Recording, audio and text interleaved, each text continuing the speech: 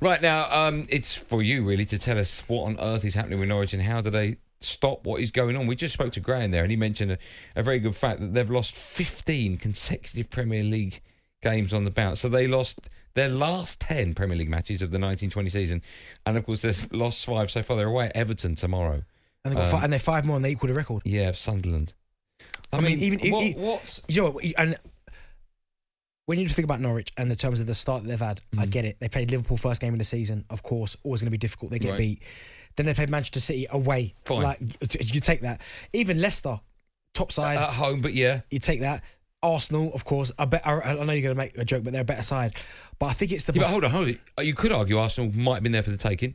Yeah, but they didn't, right? No, they had Watford chances as well. Yeah. was the one. Yeah. Where, obviously, they both came up last season. I remember Norwich were the better side because they won the division. Watford went up, obviously, second. But they looked so out of it in that game, Norwich. They were second best to Watford. And if you'd watched the team, you didn't watch football before, you wouldn't have been able to tell that one, they were both newly promoted. You would have said one had been established for a long time, Watford, and Norwich this is their first time in the Premier League. But when you look who they got coming up as well, Everton, you'd expect them to get beaten that one. The Burnley game's massive. Already, I know it's only it'll be 7 games in. Try and explain to me. You would have been in a team where you went through a losing or a barren spell. Yeah, okay? not like that. No, of course not. In terms of at the start. And do you know what it is, Andy? I get what you're saying. In the middle of the season, okay, you might have won a few games, so you know what that winning feeling feels like. You got to think this Norwich team. I was going to ask how on earth do they start winning? Because you go back before, not last season before when they lost the last 10 games of the season. And then you do well in the Championship, but then you go into the same division again. You think, right, we're better this time, and you start off with 5 on the bounce. Their confidence must be on the floor. So how they get a point, I don't know. But what have you made of the players that have come in? Because I think we were talking about it on Monday Night Sports Bar. Actually, they've spent about 40 or 50 million pound, but they haven't bought a player that costs more than 10 million pound. So what does that tell you about the personnel that's coming into the club? You could argue, the best league in the world. Well, you know, I get it. Norwich are a really well-run club, and they're not going to put themselves into any kind of financial problems, which I fully understand. When you look at the state of some clubs, like, look what's happening to Derby. Do you know what I mean? We've seen it before. So I can understand why they wouldn't do that. But I still think you need to sign a bit of players with a bit of Premier League experience and a bit of that Premier League proven.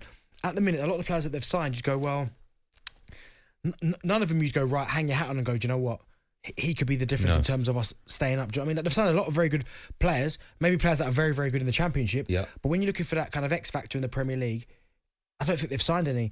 So it's tough. Everton next, I can't see them get anything there. Burnley's big, but then they go Brighton. I'd expect Brighton to beat them. Brighton are playing fantastic. Then they go to Chelsea. Then Leeds, they got Leeds and Brentford.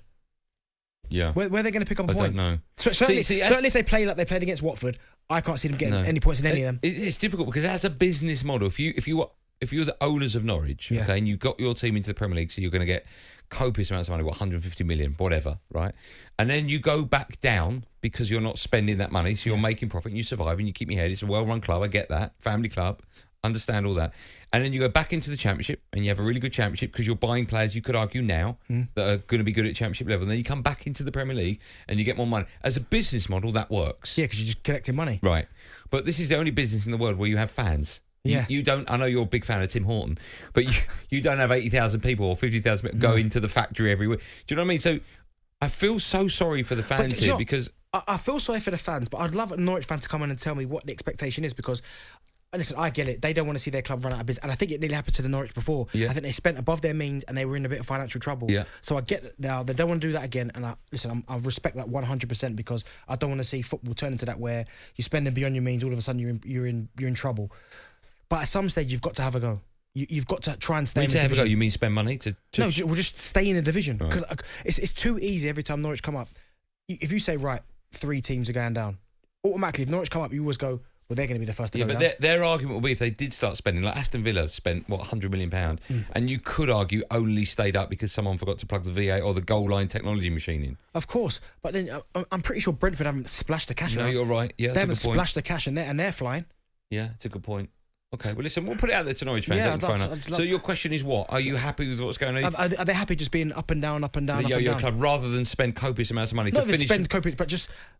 do more than what they're doing right now. But if they let me ask you this: if they were going to spend 100 million, right, and they would finish 15th, Is that something they should take? Yeah, because they're going to stay in the league. Right, okay. So, and they build again. That's how you improve, by staying in the league. Is that a risk? You're spending 100 million to finish just outside the bottom 3. So you'd rather spend next to nothing and go down? I would, but as a business model... Okay, if they keep doing this for the next 10 years, yeah, they will keep doing the exact same thing. Okay. Up, down, up, down.